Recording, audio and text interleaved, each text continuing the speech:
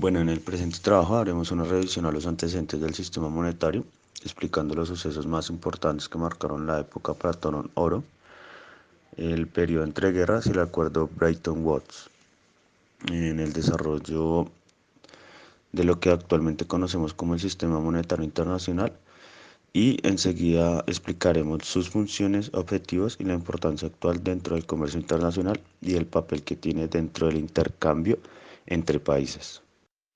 Los antecedentes.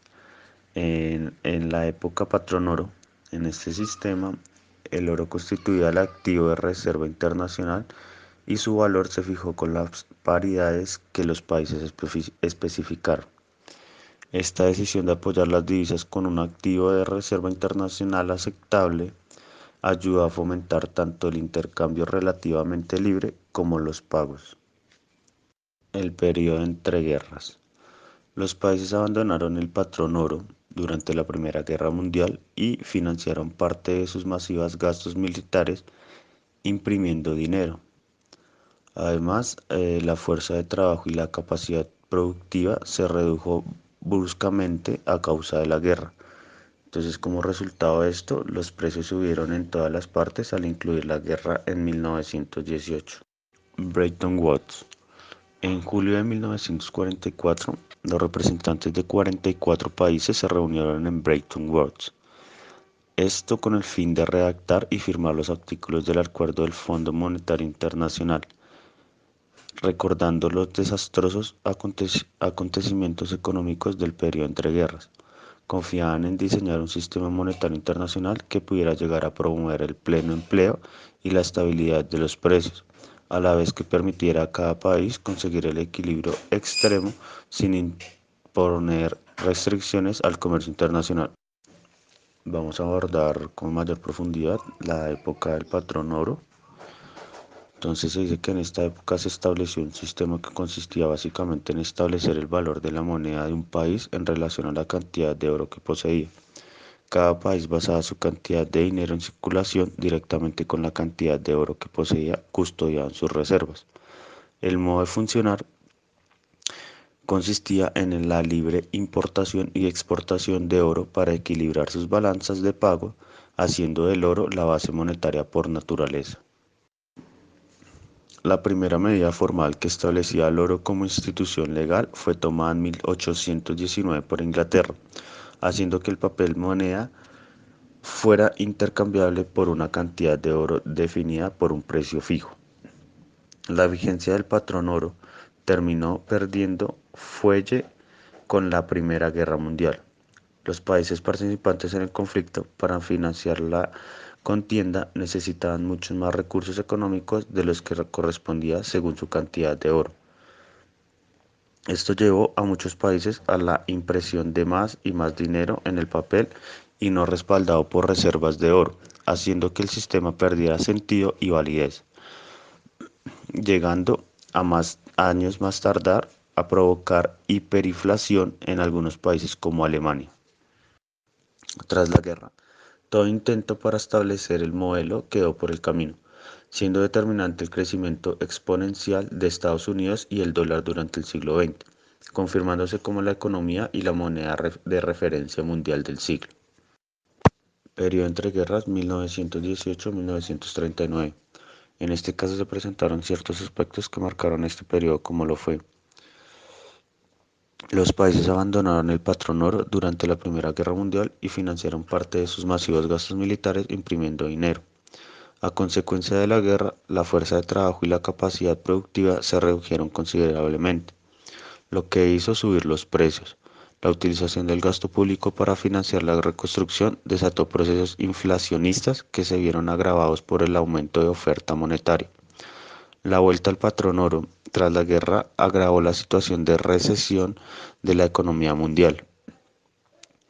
Las características de este periodo son de inestabilidad financiera, desempleo y desintegración económica internacional. Bueno, otro aspecto fue el impacto de la Gran Depresión, el colapso en los mercados de valores y la contracción severa del comercio internacional. acabaron con las ideas que habían regido hasta entonces en el campo monetario y tuvieron lugar varios acontecimientos que se mencionan a continuación y que hicieron que la mayoría de los países adoptaran patrones de papel moneda inconvertible, manejadas por las autoridades monetarias de acuerdo con las políticas económicas de cada nación. Bretton Woods. Los acuerdos de Bretton Woods hacen referencia a las decisiones tomadas en la convención que en julio de 1944 reunió a 44 países, esto con el fin de establecer un nuevo modelo económico mundial de posguerra, donde se fijaron las reglas de las relaciones comerciales y financieras entre los países más industrializados. En 1944, entonces se reúnen 44 países en Bretton Woods, en Estados Unidos, para firmar el acuerdo de creación del FMI. El objetivo de esto era diseñar un SMI que pudiera promover el pleno empleo y la estabilidad de precios de los países, objetivos de equilibrio interior y exterior. Esto con el fin, de no perjudicar el comercio exterior.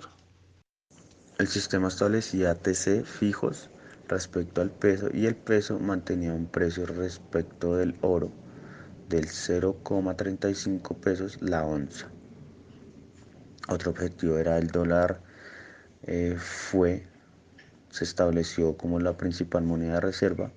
Los países tenían sus reservas en dólares y oro y tenían el derecho a vender sus pesos a cambio de oro. Los gobiernos de los países miembros se comprometieron a mantener fijos sus TC frente al peso y Estados Unidos era el responsable de mantener fijo el valor del peso frente al oro. Indirectamente, los países tenían fijado su precio en oro a través de su cambio en dólares. Tras 27 años, este sistema vio en su fin el 15 de agosto de 1971, día en el que el presidente de los Estados Unidos, Richard Nixon, declaró una no conversión del dólar en oro y su devaluación. Esto se presentó por dos causas relevantes: problema de confianza. A medida que las necesidades de reservas internacionales de los países crecieron, sus necesidades del peso crecieron hasta sobrepasar el stock de oro de Estados Unidos. Estados Unidos no podía mantener su compromiso de cambiar pesos por oro, lo que provocó un problema de confianza en el sistema. La segunda causa fue la inflación en Estados Unidos. Para mantener los TC frente al peso, los bancos centrales tuvieron que comprar pesos, lo que aumentaba sus reservas y su oferta monetaria. La inflación de Estados Unidos se importaba al resto de los países. Bueno, ¿qué es el Sistema Monetario Internacional? El Sistema Monetario Internacional es un conjunto de instituciones, normas y acuerdos que regulan la actividad comercial y financiera de carácter internacional entre países. Pues este sistema se creó pues, a nivel internacional, conformándose por un conjunto de reglas, acuerdos, asimismo leyes e instituciones que regulan un intercambio de flujos financieros entre países.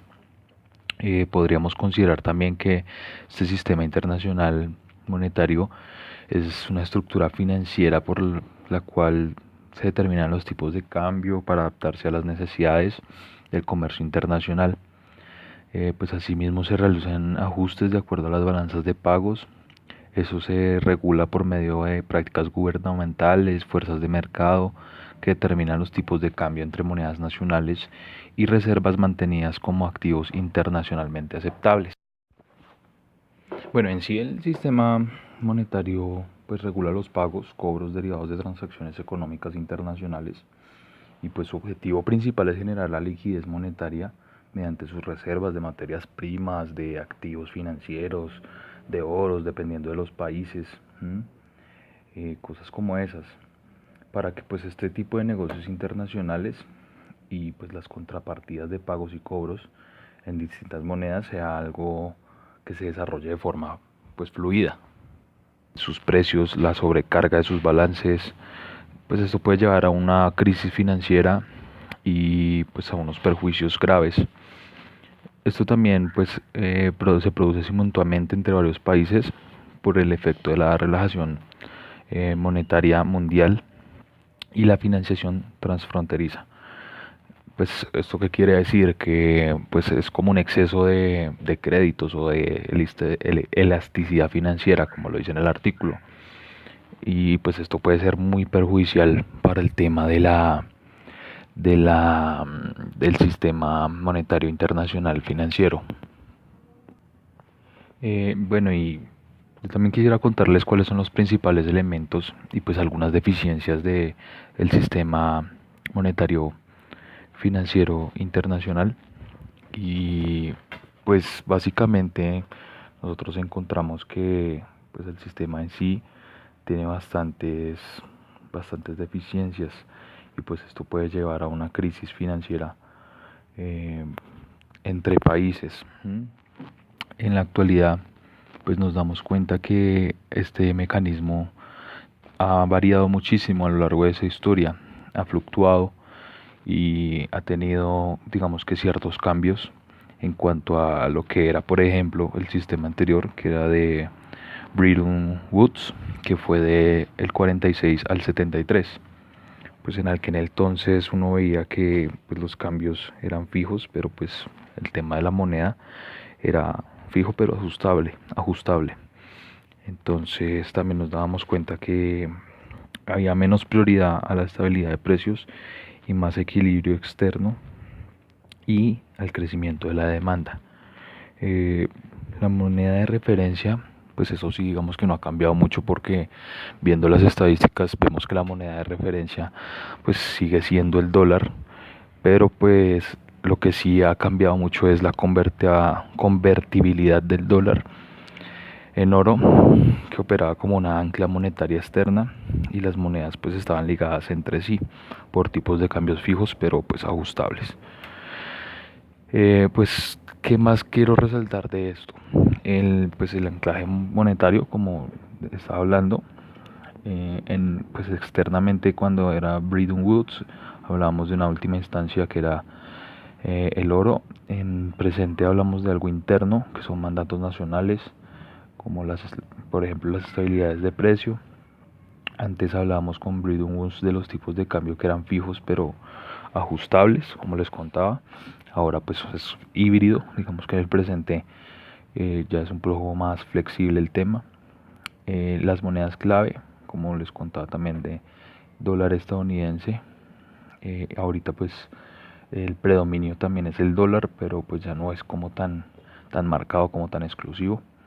La movilidad del capital antes era con Bretton Woods restringida y ahora pues también es híbrida, es más flexible, sin ningún tipo de restricción.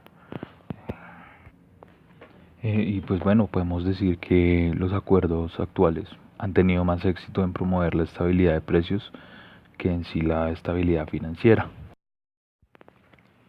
Pues también les quiero contar un poco acerca pues de las monedas. Como les nombraba anteriormente, el dólar es la moneda predilecta en cuanto al sistema monetario internacional y pues nos damos cuenta también que juegan un papel importante el euro, la libra esterlina, más que todo pues en este tiempo. Antes pues veíamos que era pues el dólar y con Bretton Woods pues la parte del oro. Eh, pero asimismo también encontramos en el euro, en la libra esterlina, en el yen, pues un crecimiento. Vemos un volumen de negociación diario en el mercado de las divisas, pues muy bueno en el euro, en el yen también. Vemos también que la reserva de divisas es como muy parejo en cuanto al yen libra esterlina, pero asimismo el euro participa muy bien en este tema. También tenemos los depósitos bancarios internacionales por entidades y pues asimismo también no bancarias, también con una participación bastante buena de las monedas eh, y los títulos de la deuda internacional en circulación. Entonces cabe resaltar también que pues eso ha influido un poco en los cambios del sistema monetario internacional, pero pues sigue, digamos que con una hegemonía el dólar estadounidense en el papel internacional de las monedas. Quiero también pues contarles un poco acerca de las funciones, que básicamente hay tres principales del sistema monetario internacional, que es el ajuste, la liquidez y la gestión. Pues estas tres funciones se encargan de, por ejemplo, el ajuste, de corregir los desequilibrios reales por medio de la balanza de pagos y así pues no afectar esas relaciones que hay entre las divisas. Entonces pues ver cómo la posibilidad de que las divisas no se vean tan afectadas entre países por medio de este ajuste. Bueno, por otra parte, pues el sistema monetario internacional debe mantener una suficiente liquidez y disponibilidad de divisas para pues, sus flujos comerciales y de capital. Pues esto tiene que ver con las decisiones de los bancos centrales, el Fondo Monetario Internacional y otras organizaciones e instituciones bancarias financieras a nivel mundial sobre las reservas, los activos financieros y los precios de los commodities en cada país. Y pues también tenemos la gestión, que como les decía anteriormente, pues se encarga de repartir y atender competencias a cada una de las organizaciones pues de los países, el Fondo Monetario Internacional, los bancos centrales, entre otros, como les nombraba. Bueno, les quiero hablar un poco acerca sobre la crisis en el sector automotriz que hubo en el 2008 al 2010. Hablarles un poco acerca de sus causas, sus efectos, la recuperación de esta, en qué año se vio significativa. Como primera instancia, lo que le dio inicio a esto fue el alza sustancial que hubo en los precios del combustible para los automóviles. Pues debido al alza de petróleo que también hubo en el 2004, eso hizo que hubiera una crisis económica en el 2008. Todo esto pues va relacionado a que el combustible ya se hizo algo como imposible para los compradores, que los compradores evitaran adquirir nuevos vehículos deportivos debido pues al costo del combustible que esos traían. Uno de los efectos que también ocurrió en esta crisis debido a que todo esto afectó toda la industria en la capacidad productiva, los ingresos disminuyeron en un grado de porcentajes muy altos. Esto hizo que las empresas despidieran una cantidad de empleados. Por otro lado, la fabricación de vehículos grandes que estaban haciendo, debido a que esto traía un mayor incremento, una mayor ganancia en comparación con los carros más sencillos. En la llegada del presidente Obama en el año 2009, cuando coge su mandato, este decide rescatar dos grandes industrias muy importantes, entre esas General Motors y Chrysler. Deciden rescatarlas haciéndole una inversión que le costó al país 25.000 millones de dólares. Para la recuperación de esta, en el año 2009 se comienzan a ver un crecimiento después de este déficit que venía ocurriendo. Se presenta una mejora con la llegada del presidente y su interés por querer recuperar toda esta parte de la industria que se estaba perdiendo.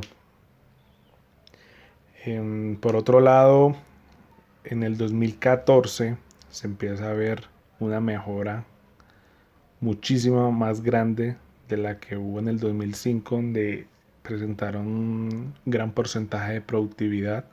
En el 2014 se ve la producción de automóviles mucho más grande en comparación, vuelvo y reitero, del año 2015, en las que todo este